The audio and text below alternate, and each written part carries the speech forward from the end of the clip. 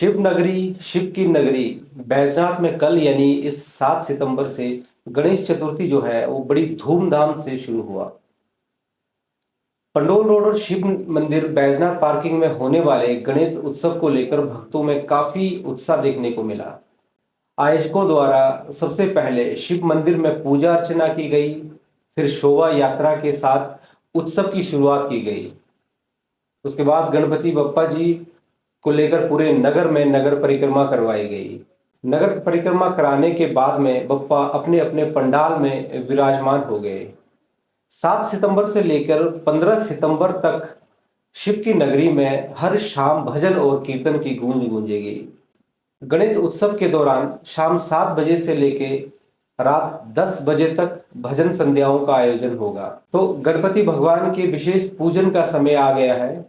हम सभी गणपति भगवान का आह्वान करते हैं और उन्हें अपने अपने घर मंदिर में स्थापित करते हैं।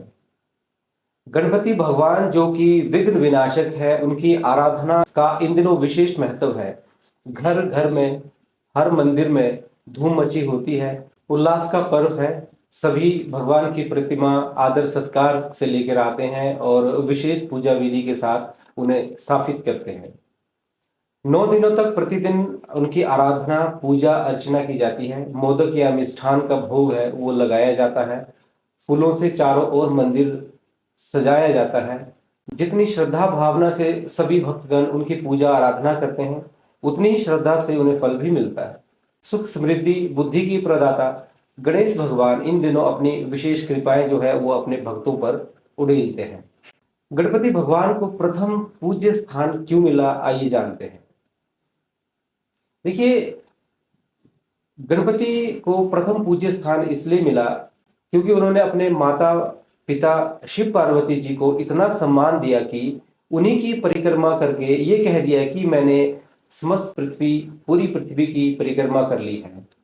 ये दर्शाता है कि हमें भी अपने माता पिता का इतना ही सम्मान करना चाहिए। गणपति भगवान का पूजन सभी देवताओं के पूजन से पहले किया जाता है, अर्थात ये अग्रणीय है। गणपति जी की पूजा के बाद ही किसी शुभ कार्य का आरंभ या किसी अनुष्ठान का आरंभ किया जाता है।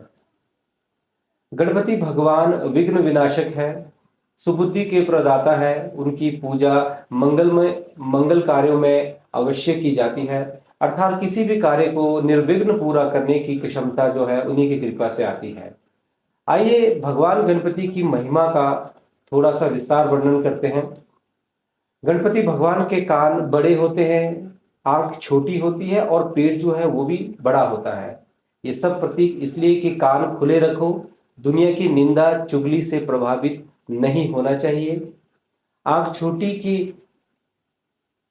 छोटी अर्थात संसार की ओर अपनी जो दृष्टि है वो नहीं रखनी चाहिए। पेट बड़ा ये दर्शाता है कि दुनिया की बातें पेट में रख लेना, उन्हें सबके सामने प्रकट नहीं करना चाहिए। हर वर्ष गणेश चतुर्थी को इतने धूमधाम से मनाया जाता है, इसके पीछे की कथा भी हम आज आपको बताते हैं।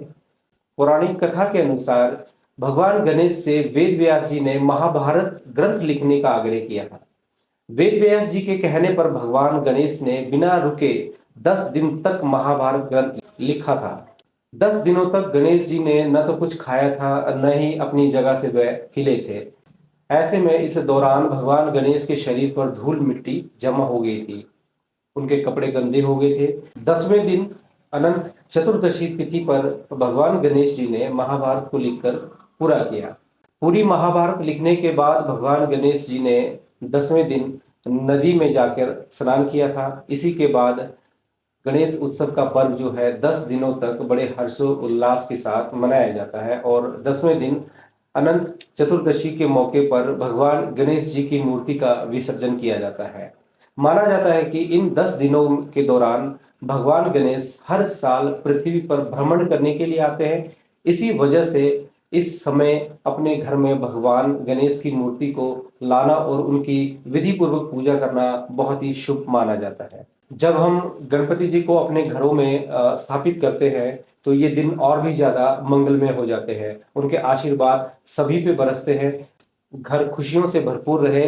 इसी मंगल कामना के साथ मंगल मूर्ति को प्रेम भरा प्रणाम।